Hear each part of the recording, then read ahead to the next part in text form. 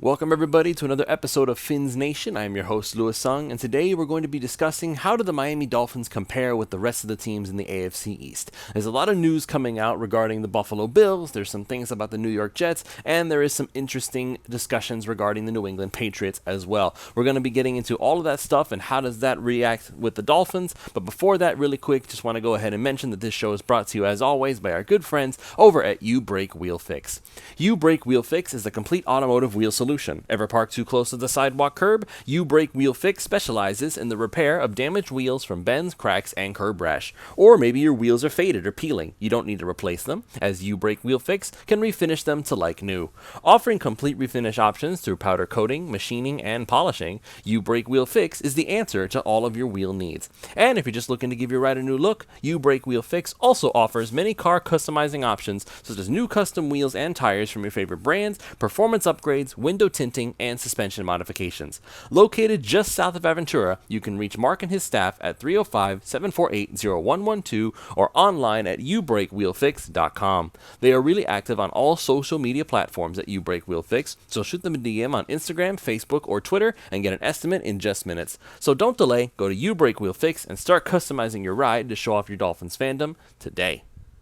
This show is also brought to you by PrizePicks.com. PrizePicks.com is a revolutionary fantasy platform where you can now pick up to 6 different players across professional sports leagues. Whether that's the NFL, the NBA, the MLB, one of each, it's up to you to decide. Just choose whether your chosen player will get more or less than their projected stat. They'll give you free squares, special Taco Tuesday promos, Flex Friday specials where you can get your money back if you lose, or multiply the amount of money you can normally win. So with offers like that, it's hard to justify not signing up if you are any kind of a fantasy sports fan. So use the promo code 5, that's FIVE, and they will match up to $100 on your initial deposit when you sign up. Again, that's promo code 5, FIVE. Go to prizepicks.com, deposit your $100, and let PrizePicks give you $100 of their dollars for you to play with and get started winning today. Okay, so let's have a little discussion about the AFC East, shall we? So, obviously the Miami Dolphins, right now, they have a very good shot at winning the AFC East. As we discussed in the previous show, a lot of Dolphins fans are actually fairly confident that they can win the entire AFC, let alone the AFC East. But where does that come from? Obviously, it comes from a multitude of things. It comes from the fact that Tua Tagovailoa is going to be entering his second season in the same system for the first time in his NFL career. It's coming from a system with Mike McDaniel, which he already had a lot of success in based on the season we saw last year. He's going to be getting even more weapons than he did last time. Tyreek Hill and Jalen Waddle are going to be returning for a second year. Tyreek Hill now knows the offense. There's Raheem Mostert and Jeff Wilson returning. They may still add Dalvin Cook. We will have more news on that as the weeks pass. And of course, there is the opportunity to be able to add players like Robbie Anderson / Chosen Anderson / Robbie Chosen. Then there's Braxton Berrios who's going to be there. Cedric Wilson is still available if they decide they want to keep him. And even if they don't, then that means they just save money for somebody else in the meantime. Hopefully the offensive line is improved. I'm still hoping and praying on that because it looks like things are going to be exactly the same as they were last time. And as far as the defense goes, it's still technically a complete overhaul, even if a lot of the players are still the same. Xavier Howard is still there. Javon Holland is still there. Jalen Phillips is still there. Christian Wilkins is still there. Zach Sealer is still there. And there's so many other players that are going to be we projected to be anyway, drastically improved with Vic Fangio running the show as opposed to Josh Boyer, because Vic Fangio has the reputation of being possibly the best defensive coordinator in the modern day era. These are all things that you've heard me say before, and that's all the reasons why so many people are confident in the AFC East to belong to the Dolphins. We've seen that some certain pundits have gone ahead and said that they are on the record saying the Dolphins will win the AFC East. Louis Riddick is probably one of the most notable ones, but here's the real kicker, and this is why part of me could not believe this when I saw it. Even of all people, Colin Cowherd. Remember Colin Cowherd now with Fox Sports? Colin Cowherd, even he is coming out and saying that the Miami Dolphins could win the AFC East. And that is kind of scary when you think about it, considering that he's been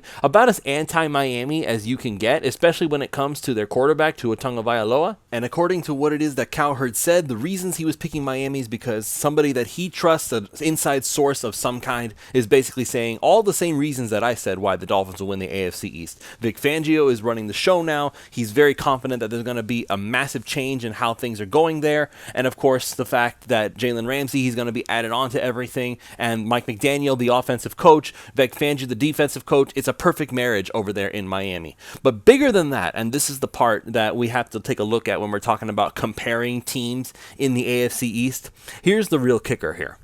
We've recently been hearing reports about how the Miami Dolphins are having issues with Connor Williams. Not issues that are really all that concerning per se, but Connor Williams does seem to be holding out for a brand new contract. We will see if he shows up for training camp. Hopefully he does. If he does not, that means that just shows how serious he is about getting a long-term contract. And I can understand. I feel like that in this case, as Ron Caniff has also said the same thing while he was on the show, is that the Miami Dolphins should absolutely prioritize bringing back Connor Williams. They already have enough troubles finding good offensive linemen or trying to just redeem busted projects like an Isaiah Wynn or a Cedric Ogbuehi. We'll see what happens with that. I'm not holding my breath on it, but trying to find all these bargains and trying to see if they can be fixed by some miracle offensive line coach. I don't see Dante Scarnecchia walking through these doors anytime soon. I don't know how good Butch Barry is, but we shall see. I'm not holding my breath on that.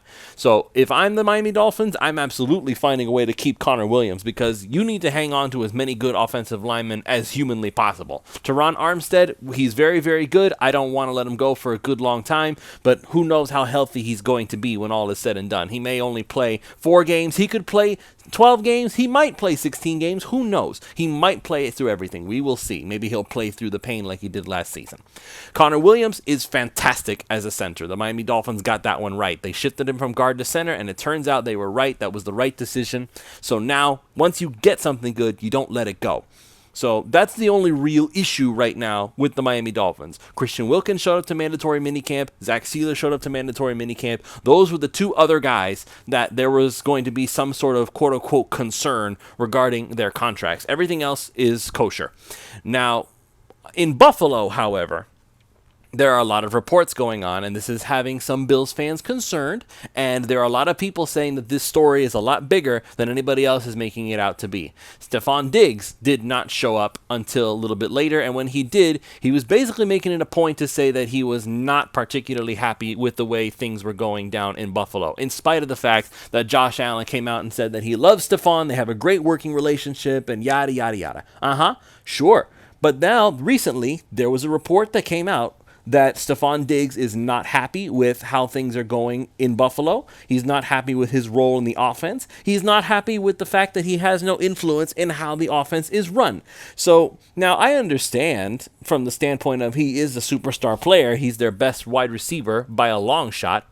So for him to come out and say that he's not happy with how the offense is going, that is a major concern for the Buffalo Bills. And now, obviously, they had reports that were rumored to be looking at DeAndre Hopkins. I don't think that's going to go anywhere. And I don't think that they're going to be able to just replace Stephon Diggs that easily.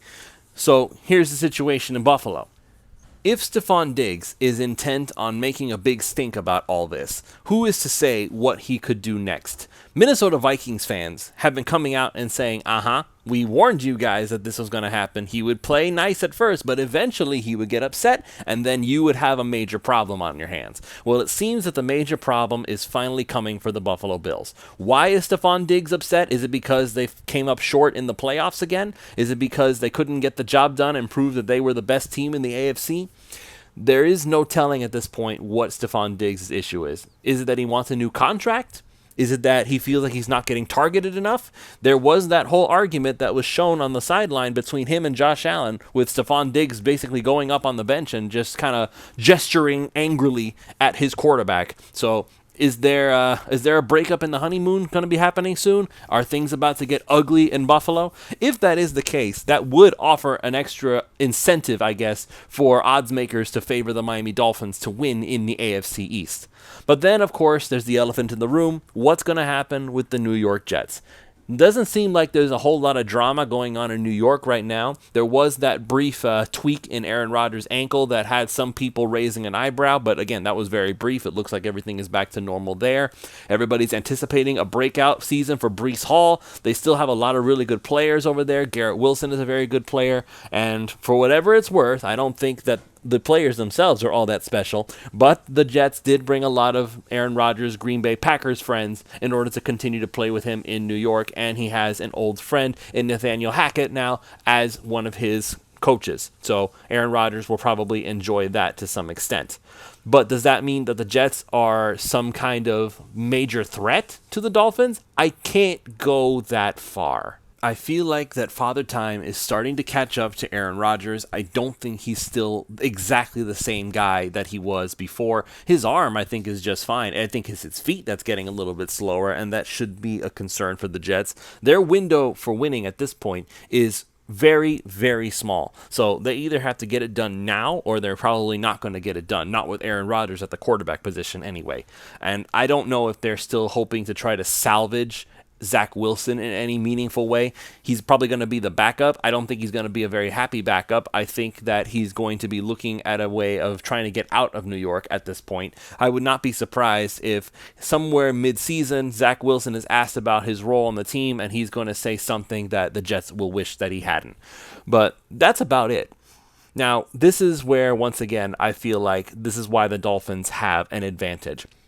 The Miami Dolphins have started to embrace the same kind of, I want to use the word culture, but the problem is that I seem to use the words culture, and a lot of people who listen to this show who are not Heat fans just kind of bristle at the thought, but that's really what this is. Mike McDaniel and Eric Spoelstra of the Miami Heat coach, they're not getting together just because they want to have a few drinks together and enjoy their friendship. They are picking each other's brains from beginning to end. They are learning from each other. They are trying to find ways to make what they have work, and they are building just a culture, really. That is what they are building. They are building a culture where it's very much team first and everybody looks out for each other, and that ultimately makes it so that the team can function on a much higher level. If you look at the Miami Heat, what they were able to do this season in the NBA, they overachieved drastically, and it's not like they had a whole bunch of star players to carry them there. They lost to the Denver Nuggets, but you know what? It wasn't just because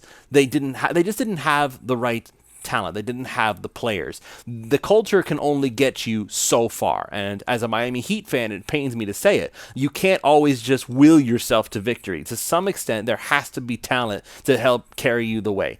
Nikola Jokic is the best player in the NBA, and he had a fantastic teammate. The Nuggets were too big, too fast, too strong. The Heat just couldn't keep it up.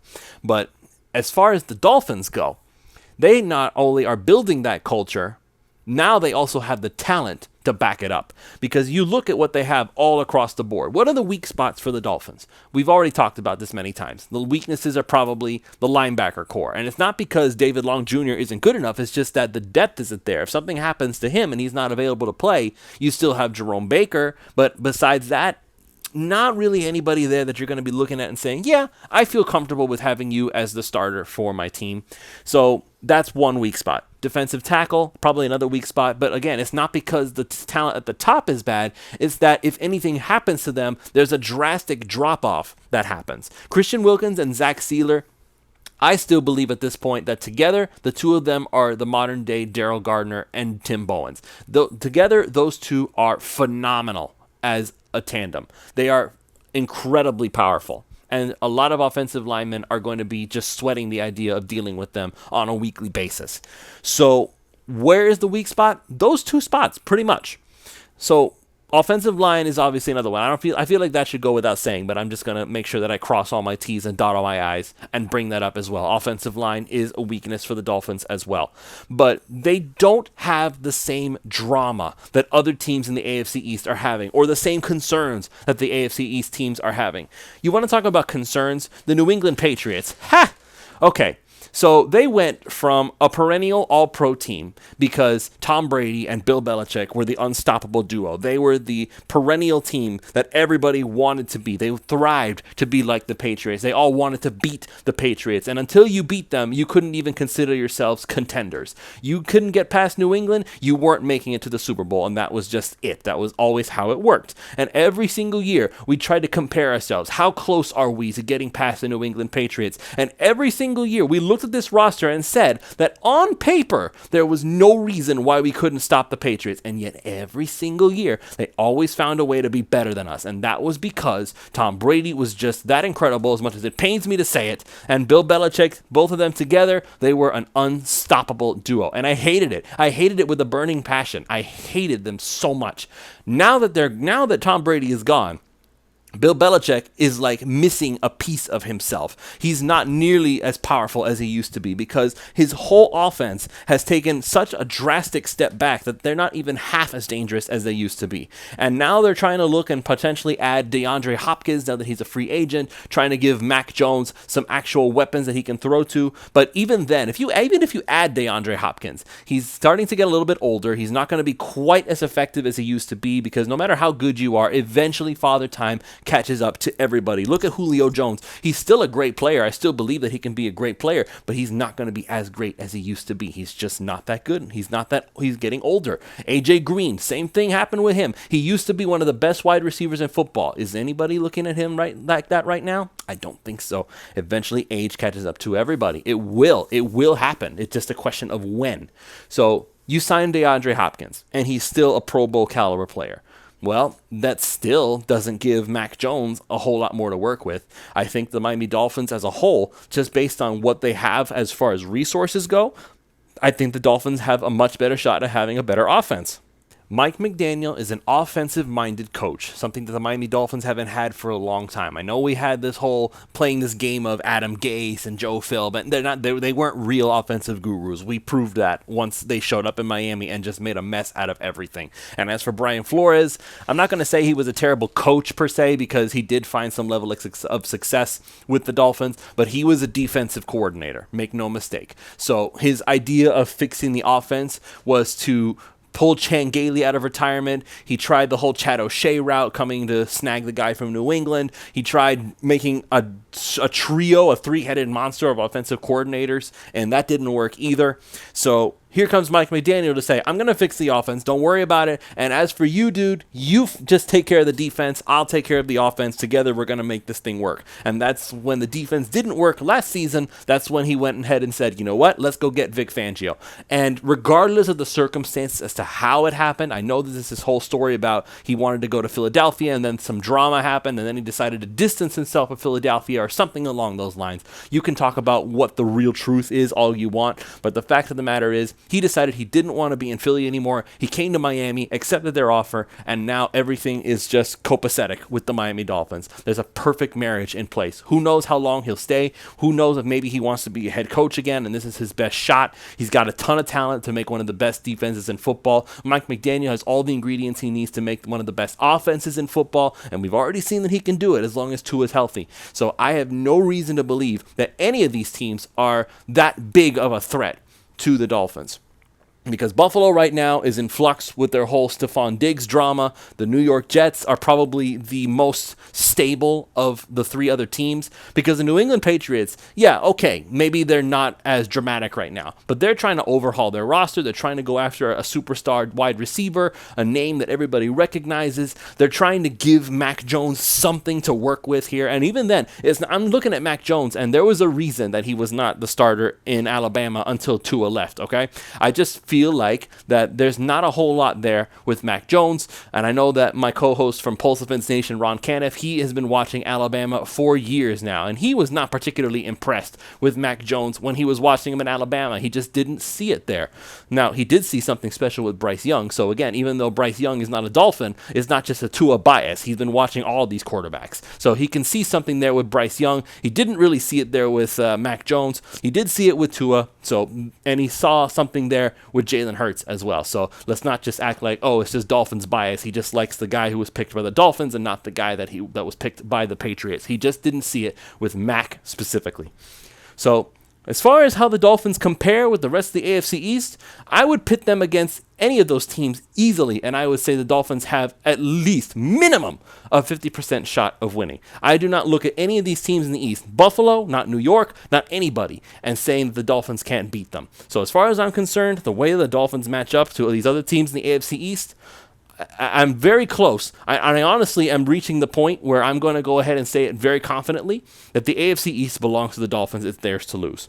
So that's going to be it for this show. Thank you all so much for listening. If you haven't already done so, make sure you go check out You Brake Wheel Fix. If you need to get your wheels repaired or if you just want to give your ride a major upgrade, reach out to Mark and his staff at 305-748-0112 or online at youbrakewheelfix.com. And of course, you can go to prizepicks.com, use the promo code 5, that's FIVE, and they will match up to $100 on your initial deposit when you sign up using that promo code. So that's going to be it. See you all tomorrow for another episode of Fins Nation.